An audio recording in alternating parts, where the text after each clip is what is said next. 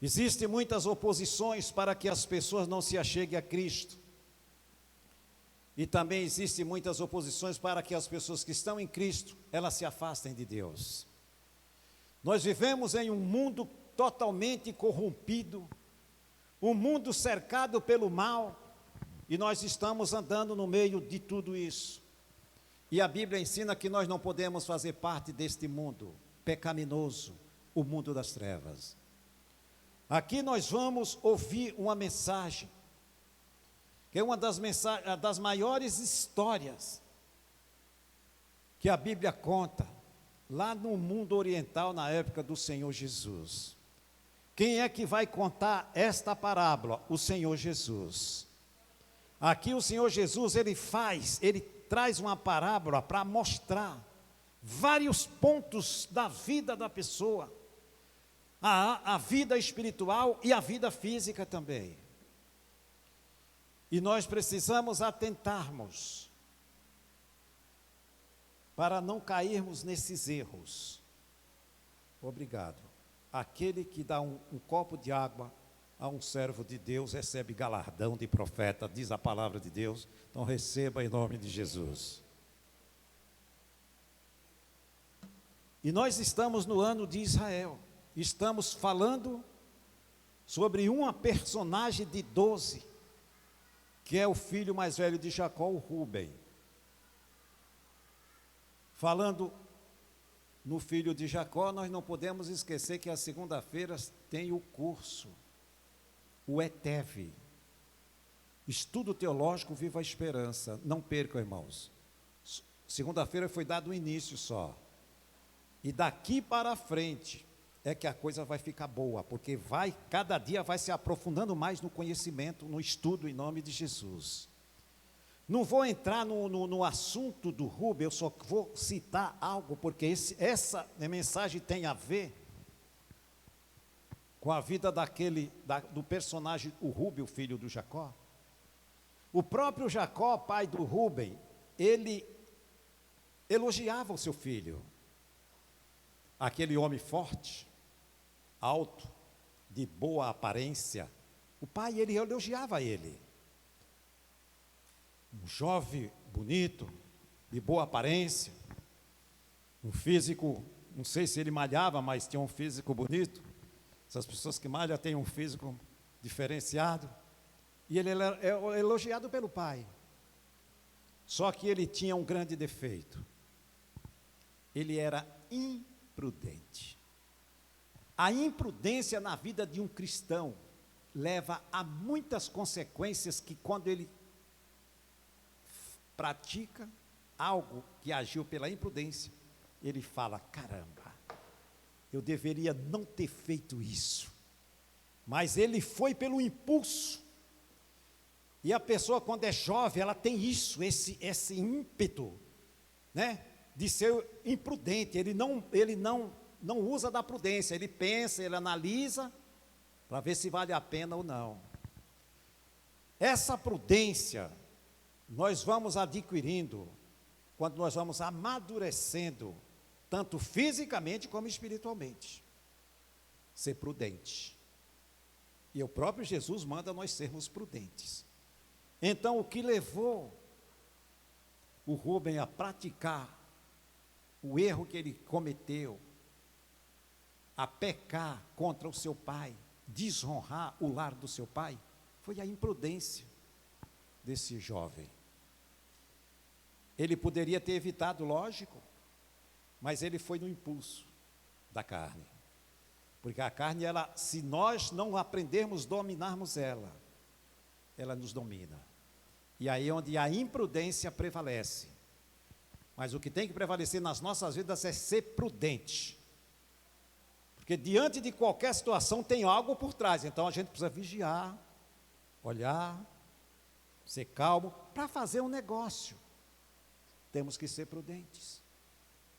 Não pode deixar a ansiedade ir na frente. A prudência vai na frente, para que tudo dê certo em nome de Jesus. E o erro do Rúben foi esse. Foi a imprudência, que ele não mediu as consequências, a gravidade daquilo que iria cometer. Dito e feito. Ele caiu na cilada, digamos assim.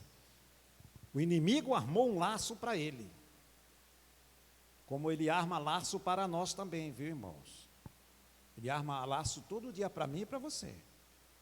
Cabe a nós sermos prudentes e saber que ali tem o dedo do bicho. Então cai fora. Se esse caminho aqui está muito fácil, desconfia.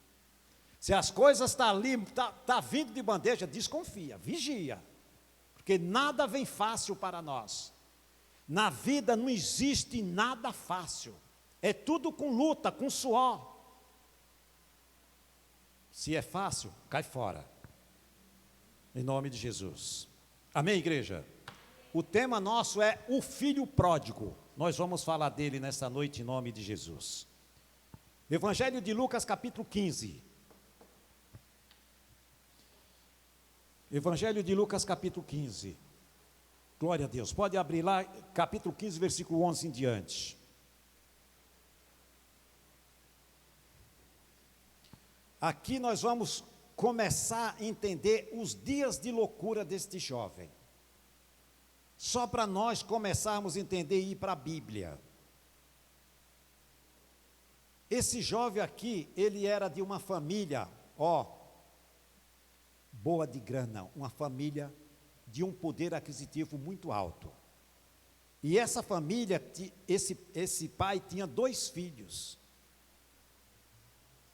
E aí entrou o quê? A imprudência. Porque mais cedo ou mais tarde, o que eu tenho pertence aos meus filhos. Digamos que eu venha a partir para a glória. A minha esposa fica, metade dos meus bens é dela e metade é dos meus filhos. Então eles não têm por que se preocupar. Mais cedo ou mais tarde eles vão ter a herança deles, a parte deles eles vão ter. Mas esse jovem aqui, ele não pensou assim. Jovem. Ele se encheu daquela vida, de viver naquele lar. Se cansou do pai e da mãe. E o mais agravante desse jovem, ele não trabalhava, ele tinha tudo nas mãos. E quando se tem tudo nas mãos, que não se batalhou para ter, para valorizar o que tem, tanto faz como tanto fez, não dá valor nenhum. E aqui, quando ele chega e fala para o pai que ele ia sair de casa, só sabe a tristeza no coração de um pai e de uma mãe, quando um filho diz que vai sair de casa. A tristeza, os choros, as noites de choros, é sofrimento. Eu falo isso porque eu já vivi isso na minha família. Meu primeiro irmão, quando ele falou que ia sair de casa, foi uma semana, minha mãe chorando, meu pai chorando e todos os meus irmãos chorando, porque era o primeiro que ia se separar da família. O pai, ele chama aquele filho, estou resumindo que depois nós vamos ler, justo o que está na Bíblia. O pai e a mãe chegam e falam para aquele jovem, por que é que você vai sair de casa? Você tem tudo, você não precisa, você é jovem ainda, você tem tudo nas mãos. Não, quero mais viver nessa família. E olha, irmãos, que tem muita gente, tem muitos jovens que agem do jeito que esse jovem aqui agiu com seus pais e suas mães. Acha que o mundo é uma maravilha, que o lar é uma chatice, o pai e a mãe é repetitivo, são chatos, vocês são ultrapassados, eu vou viver coisas novas. O mundo é uma aula, é um professor para quem é rebelde e desobediente. Ele é o professor do rebelde, porque o mundo chicoteia o rebelde, o desobediente. E aí entra a misericórdia de Deus para fazer com que ele caia na real e volte para o seu lar. voltando para a vida espiritual. Quantas pessoas saíram daqui por nada? Rebeldes. Saíram daqui porque chegaram para mim e falaram: pastor, eu não sei porque eu estou saindo daqui, mas eu preciso sair. Não tenho nada contra ninguém, eu amo essa igreja, eu amo essa igreja de paixão. Amo os pastores. A maioria que saíram daqui deram as costas para a casa de Deus, sem motivo nenhum, rebeldes, desobedientes. Mas espero em Deus que um dia caiam na real e volte para onde Deus colocou, porque cada um de nós que estamos aqui, eu e cada um dos irmãos que estamos aqui, não pense que foi nós que viemos para cá, porque eu nunca conheci Americana, não sabia nem que existia essa cidade, e olha onde eu vim parar, onde nós viemos nos unir, nos conhecer. Quem é que nos uniu? Deus, o Espírito Santo de Deus, com propósito de fazermos uma obra para Deus, um trabalho sério para Deus. Ele nos colocou aqui porque Ele precisava de nós fazer um trabalho sério, porque quando não tem homens sérios em certos lugares, Deus coloca, tira e coloca outros para que faça a diferença. E tem muitos rebeldes que deram as costas sem nem chegar para o pastor e dizer: pastor, me dá a bênção, eu estou indo embora. Nem isso fizeram. Versículo 11. Antes do versículo 11, eu quero só finalizar a história do meu irmão, senão vai ficar pela metade. Nós somos de uma família de 8 irmãos, e um do meio foi o primeiro a sair de casa. Quando ele disse que ele precisava sair porque ele ia trabalhar fora, que tinha uma mina de ouro numa cidade chamada Carnaúba, lá no interior dos Cafundó da Bahia. Nessa época eu deveria ter em torno de uns 10 anos de idade.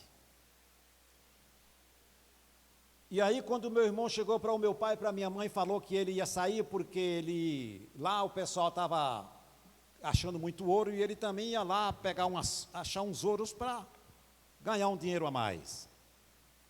Aquilo ali foi mesmo que dar uma paulada na minha mãe e meu pai. Ali pronto, veio o chorerê, veio os conselhos, mas não vai porque é longe, você não tem ninguém lá que conhece, e veio aqueles conselhos de pai, o cuidado do pai e da mãe. Foi uma semana de sofrimento, mas ele foi. Ele não quis ouvir o pai e a mãe, ele foi. Ele foi na mente dele, ele ia enricar. Quando ele chegou lá, ele viu que a coisa era totalmente diferente. Tinha que subir não sei quantos degraus de escada com um balde de terra nas costas, para jogar lá no lugar, para lavar, para ver se é assim que se acha ouro lá. É um processo muito pesado e doloroso. Ele falou: isso aqui não é para mim. Pegou e simplesmente voltou para casa. Quando eu leio esse texto aqui, eu revejo aquela cena do meu irmão chegando em casa. A tristeza que minha mãe e meu pai ficou por o primeiro filho sair de casa, mas a alegria que eles tiveram quando ele chegou, você não queira, só sabe quem viu. Prepara a melhor comida, é dessa comida que ele gosta, sabe? É assim.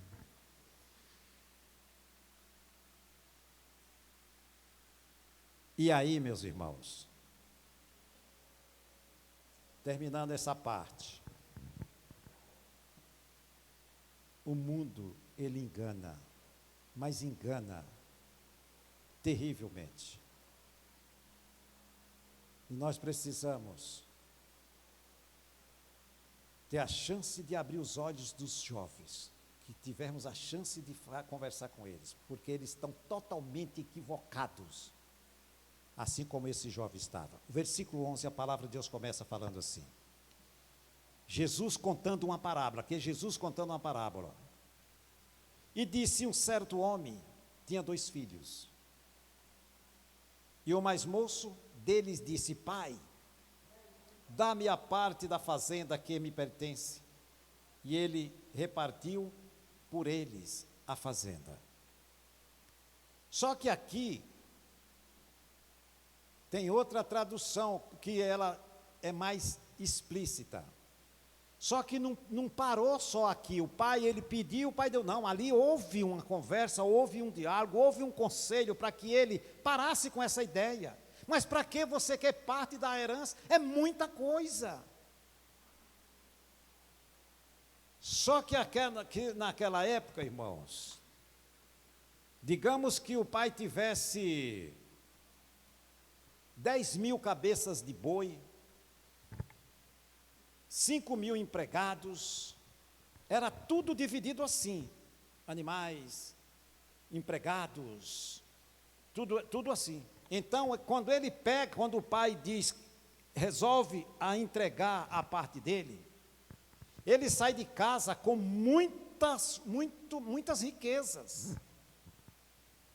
Às vezes a gente lê isso aqui, e gozado que chama de filho pródigo, porque o que significa pródigo? Pródigo é aquele que gasta muito, aquele que desperdiça o que tem, é chamado de pródigo.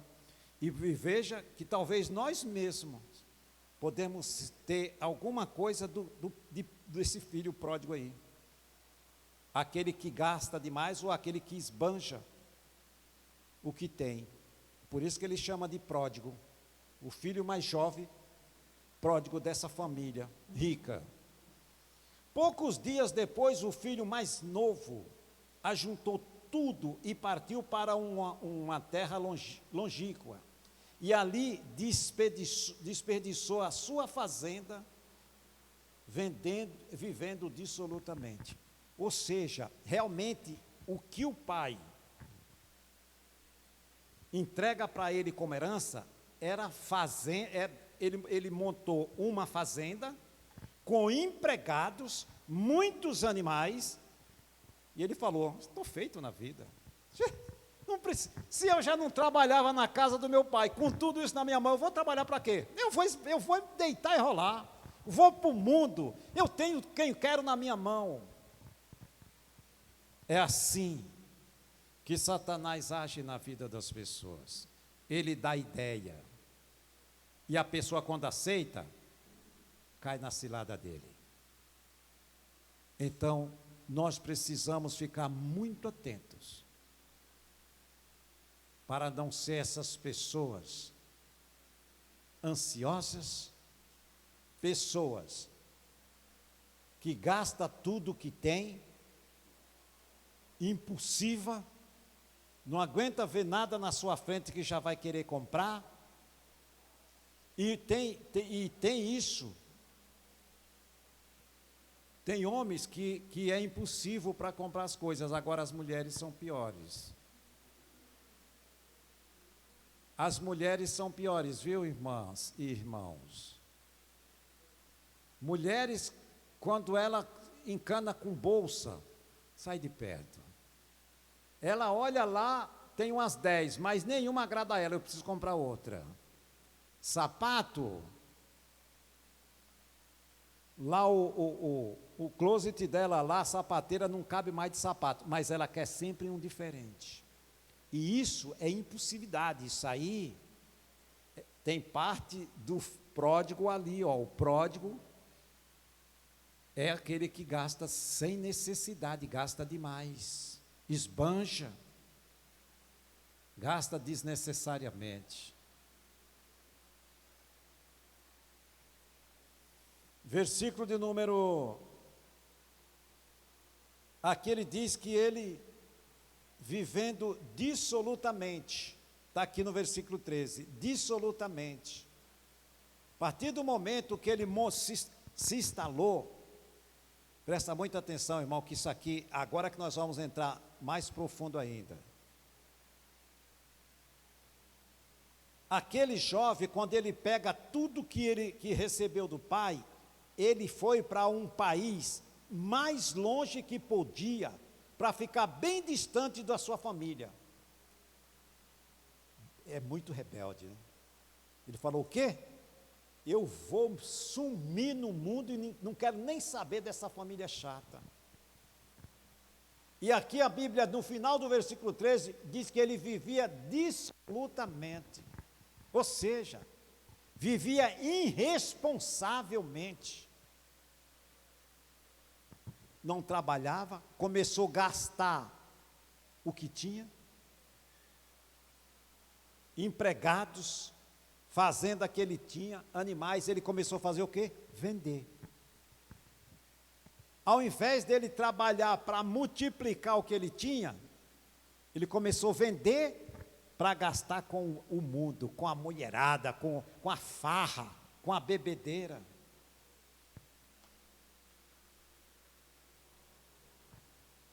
E havendo ele gastado tudo, houve naquela terra uma grande fome.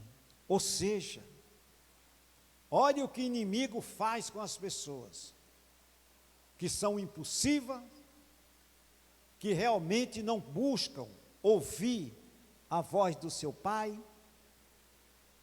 No caso, nós como cristãos temos que ouvir sempre o que Deus fala para nós, porque quando o pai fala, o filho tem que baixar a cabeça, ouvir e aceitar a sua correção.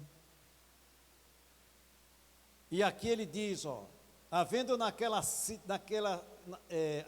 ele gastado tudo, havia naquela terra uma grande fome, e começou a padecer necessidade. Espera aí, mas ele foi com muitos recursos, sim. Ele tinha fazendas lá onde ele se instalou.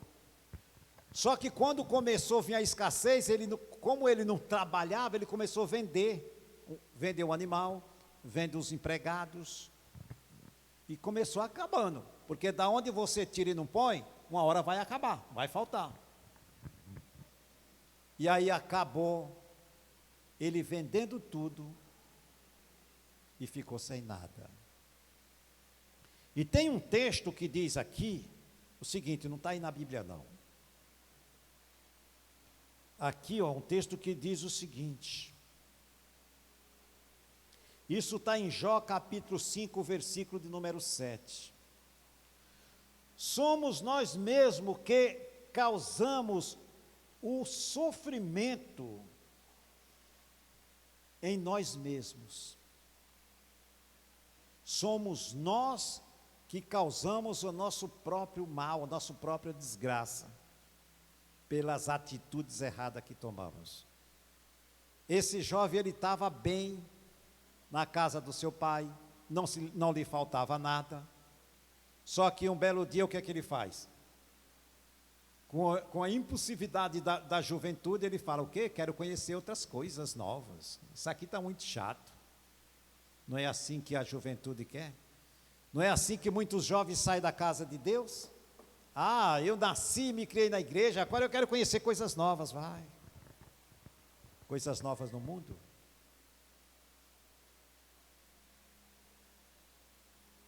E aqui, amados,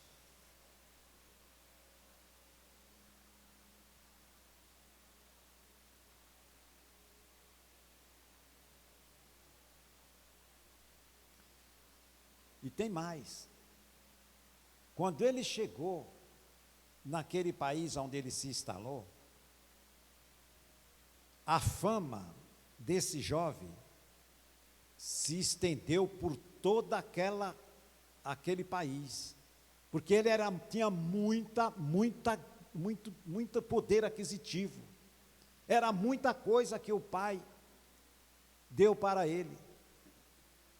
Com essa fama, o que aconteceu? As pessoas que se diziam amigo dele, se achegaram a ele. Porque é assim. Os interesseiros cresceram logo o olho e se aproximaram dele para quê? Para sempre tirar uma casquinha. E ele, para se aparecer, começou a esbanjar. E é aí onde ele perdeu tudo. Eu conheço uma história bem parecida com essa, com esse próprio irmão meu que eu contei para os irmãos. Esse meu irmão, ele tinha um poder aquisitivo muito bom. Ele era fazendeiro, com muitas cabeças de boi. Ele vinha aqui no sul de Minas, ele comprava carretas de bezerros. Jogava no pasto, quando os bezerros estavam ali tudo bonitinho, ele vendia pelo dobro do preço, ele ganhava muito dinheiro. Jogou tudo fora, desperdiçou tudo. Por quê? Porque os amigos, entre aspas, os amigos que eram inimigos, se achegaram para ele. E aí começaram a se aproveitar. E o bobão começou a abrir mão. Por último, para selar a derrota dele, ele foi ser fiador de uns ciganos. Perdeu toda a sua fortuna. Ele tinha quilômetros de terra. Quilômetros, não era metros, era quilômetros de terra. Tudo com boi e vaca leiteira. Perdeu tudo. Foi fiador dos ciganos. O cigano pegou e deu a rasteira nele. O cigano não paga ninguém. Perdeu tudo.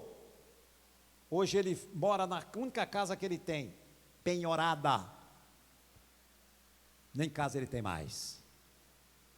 Por quê? Porque as pessoas, quando sabem que alguém tem um poder aquisitivo bom, elas se aproximam, os interesseiros. Foi o que fizeram com esse jovem. Se aproximaram desse jovem aqui e o jovem começou a esbanjar. Festa, noitada, balada, bebida, pagando tudo. Não demorou muito, perdeu tudo. Aqui, ó.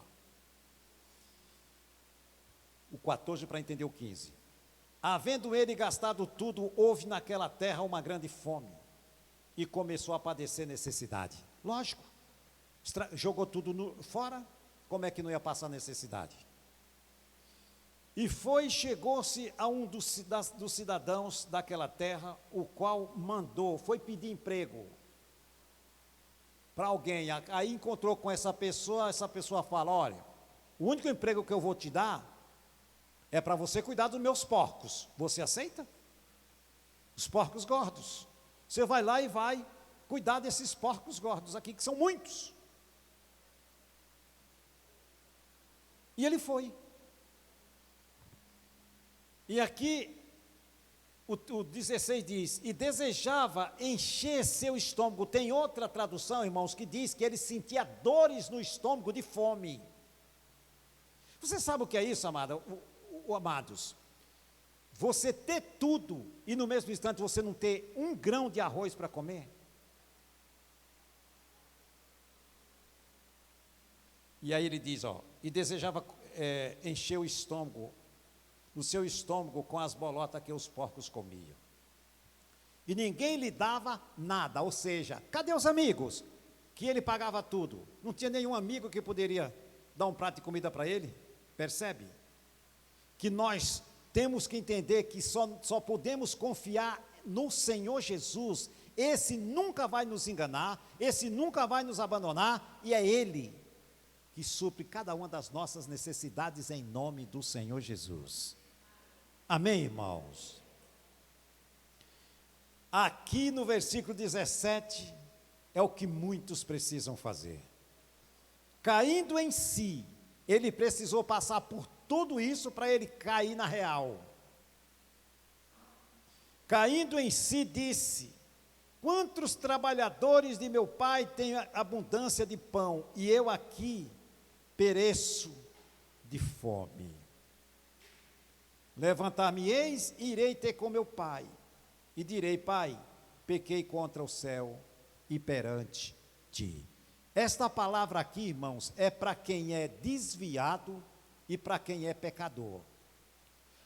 O desviado, para ele voltar para os caminhos de Jesus, ele precisa cair na real. Ele precisa entender o estado que ele se encontra. sem Deus.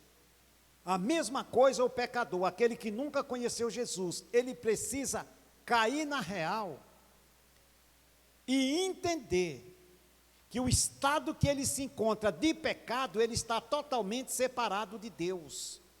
Ele precisa urgente fazer igual este filho pródigo aqui. Jesus está mostrando como que as pessoas que são desviadas ou aquele que ainda não conhece Jesus precisam fazer: cair na real, entender, enxergar o estado que ela se encontra de separação de Deus. E aqui no 18, no 19 ele diz: já não sou digno de ser chamado teu filho, faz-me como um dos teus trabalhadores. Aqui ele entende a besteira que ele fez, a impulsividade dele levou a essas consequências. Jogou tudo fora aquilo que o pai entregou na sua mão, precisou passar por todo esse sofrimento para ele cair na real e ver que ele não precisava fazer nada daquilo. A pessoa impulsiva, ela age desta forma. Deu um estalo na cabeça, ela já vai lá e faz. Depois ela se arrepende. Poxa vida, eu não deveria ter feito isso, cara. Por que que eu fiz? Aonde eu estava com a cabeça? A Bíblia ensina que nós precisamos ser prudentes, vigiar, para não cair nessas ciladas, a qual o inimigo ele arma para nós todos os dias. Prudente, olha direitinho, vê se é isso mesmo, analisa.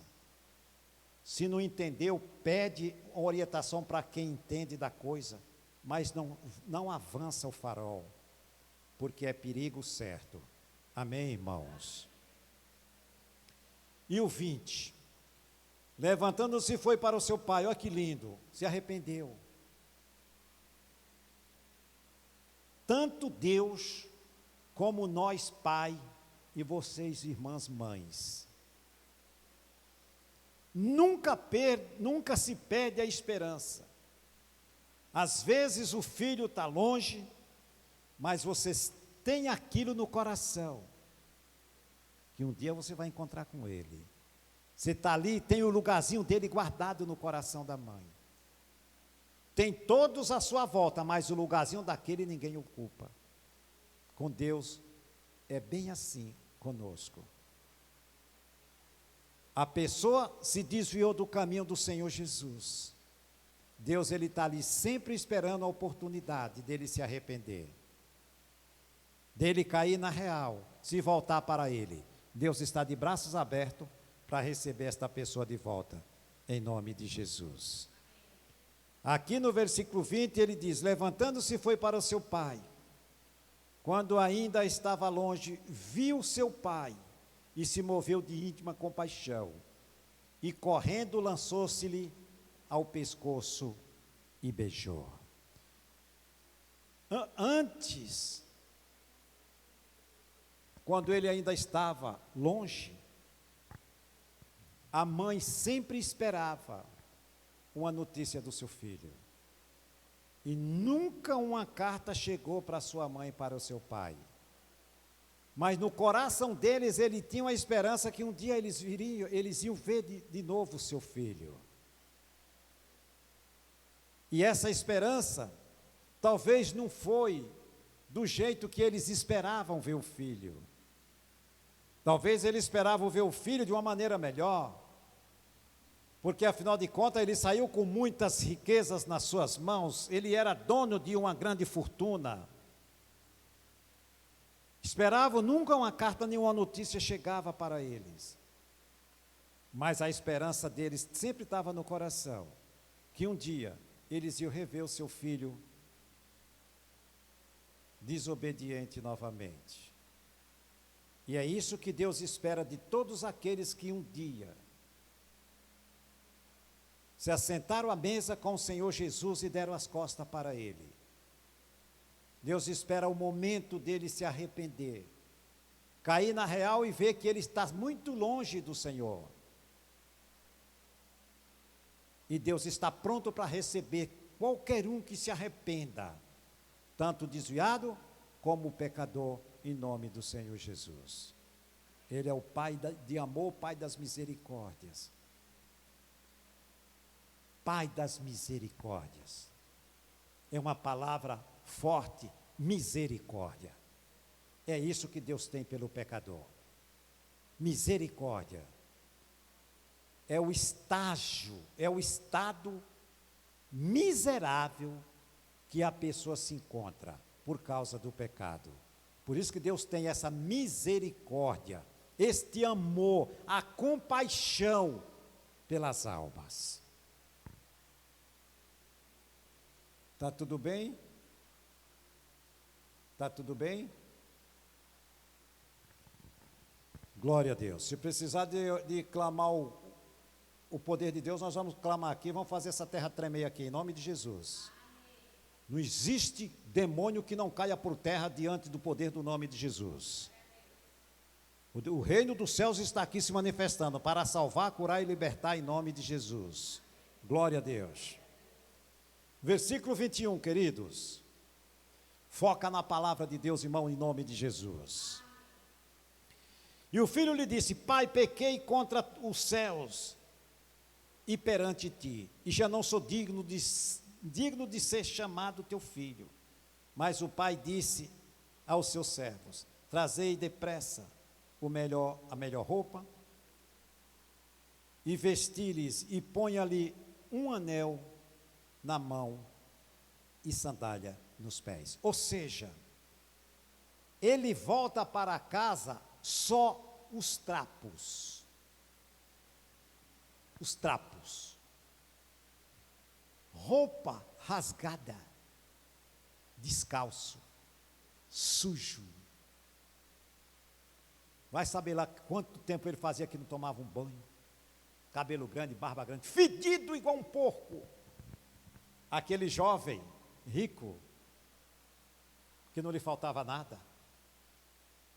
Se ele tivesse obedecido o pai e a mãe, nada disso teria acontecido. Sim ou não?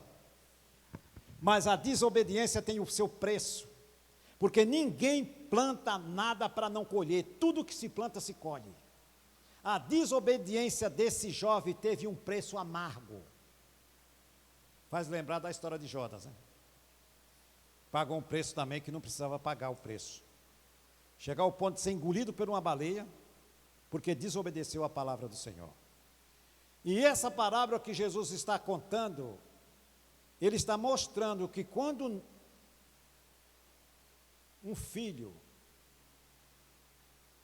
no natural ou no espiritual, desobedece o pai físico ou o pai espiritual, tem um preço. A desobediência tem o seu preço. É tanto que aqui esse texto do Jó 5:7, que ele diz aqui, somos nós, mesmo que causamos o sofrimento, tão certo como as brasas sobem para os céus. Ou seja, quem falou isso aqui? Não foi Jó.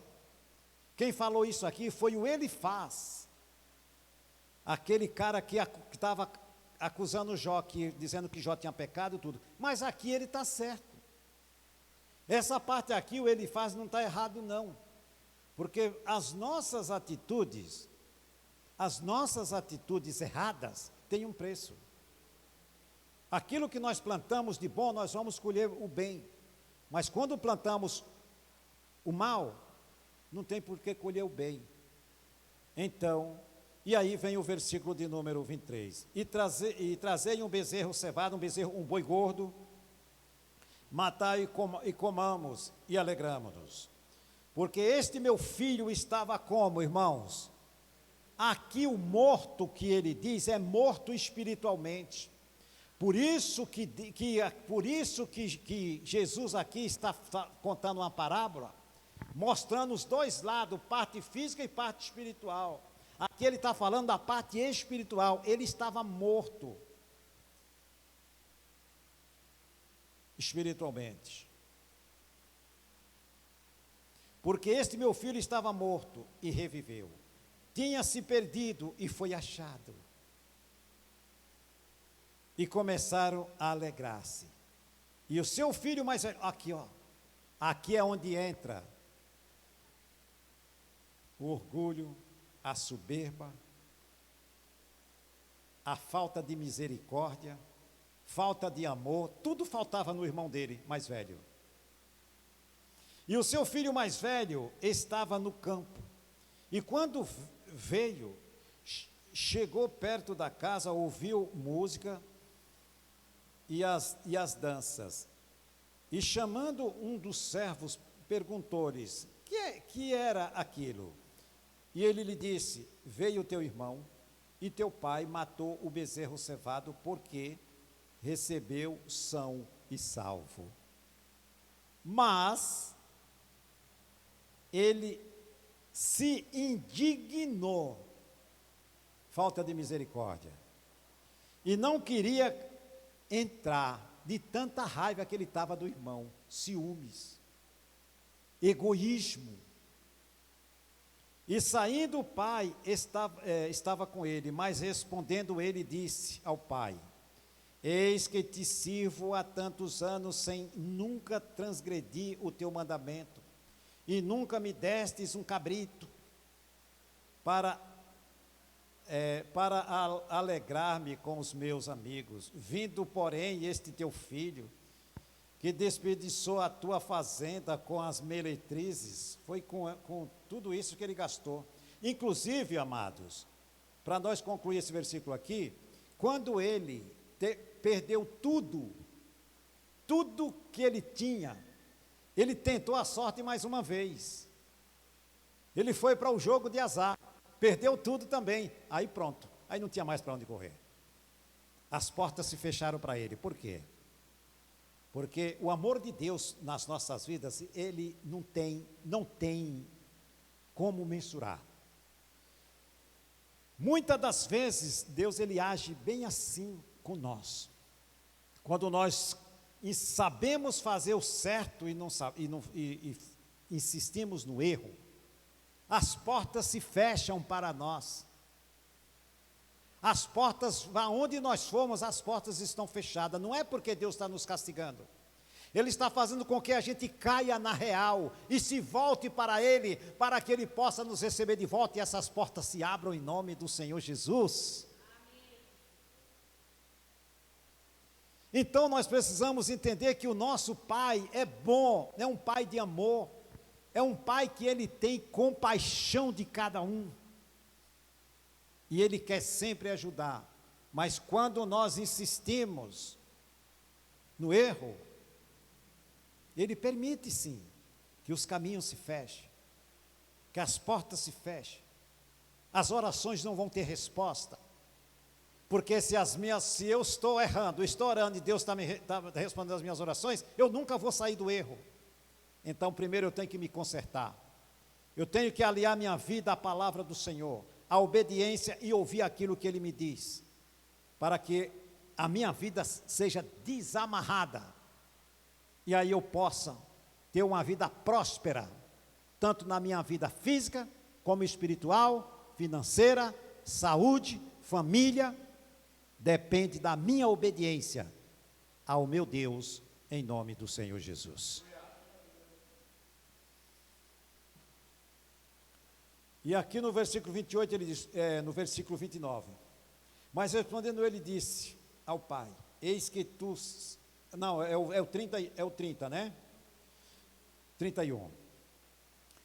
E ele lhe disse, filho, tu sempre estás comigo, e todas as minhas coisas são tuas.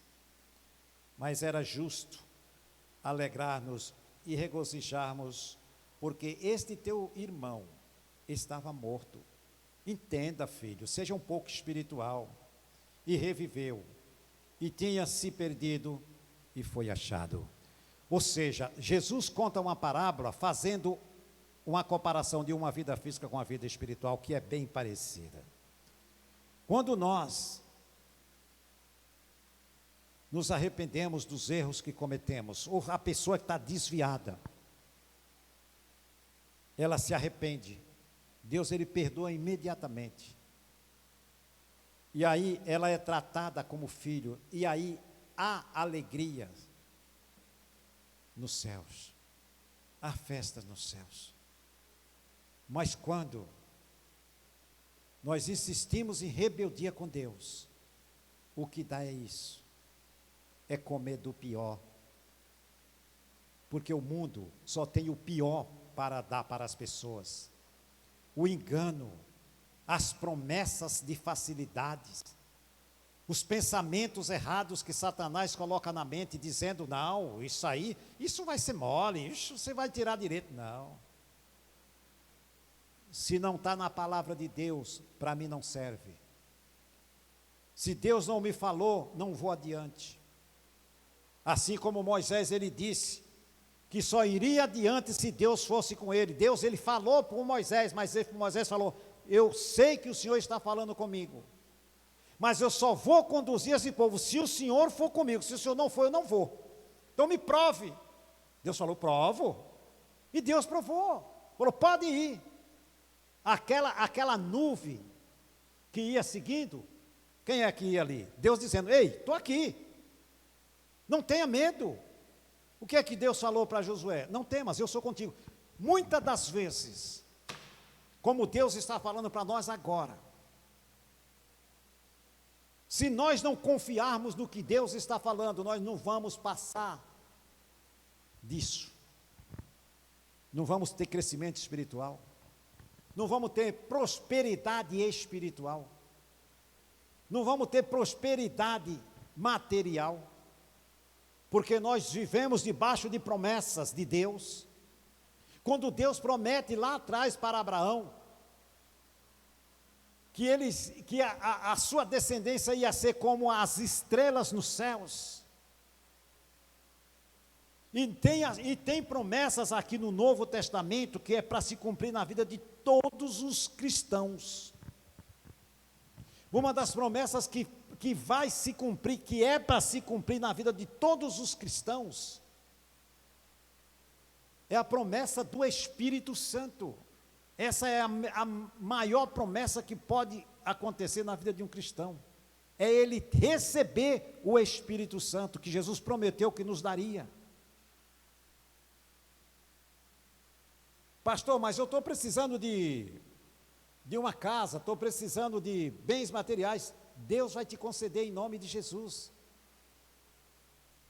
Filipenses 4,19, o meu Deus segundo as suas riquezas.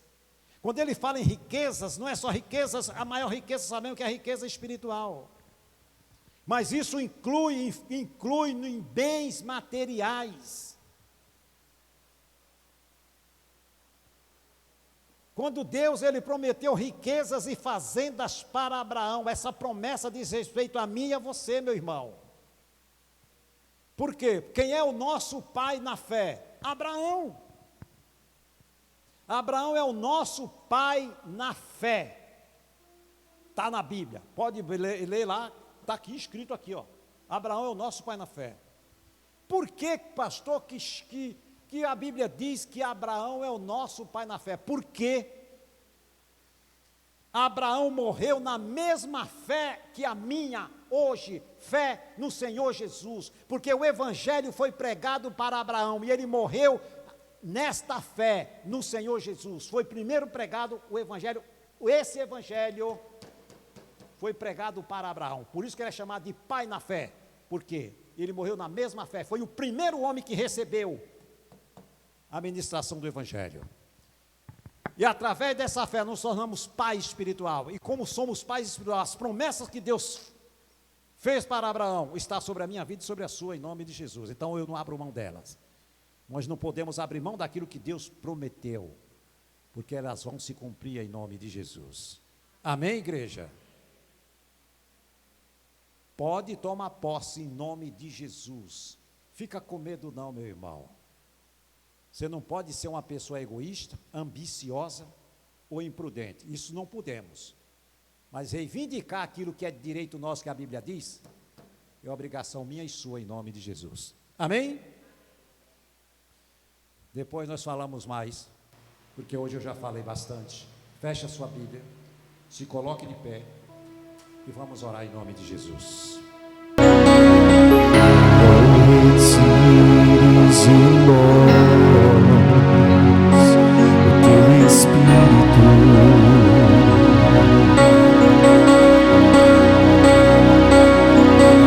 Quero aprender com os meus erros e não mais cometê-los. Sei que não vai ser tão fácil,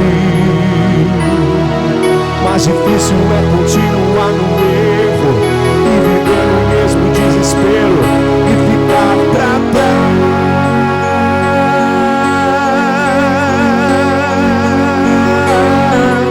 Eu quero ser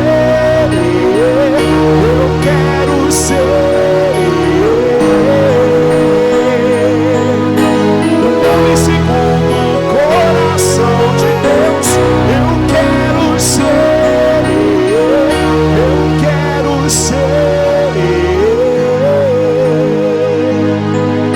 um homem segundo o coração de Deus.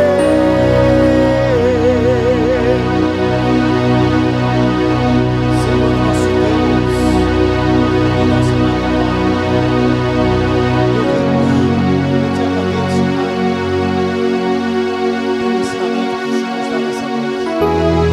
Meu Espírito Santo de Deus, seja essas palavras nos nossos corações. Eu peço que o Senhor nos ajude a sermos mais prudentes, vigilantes.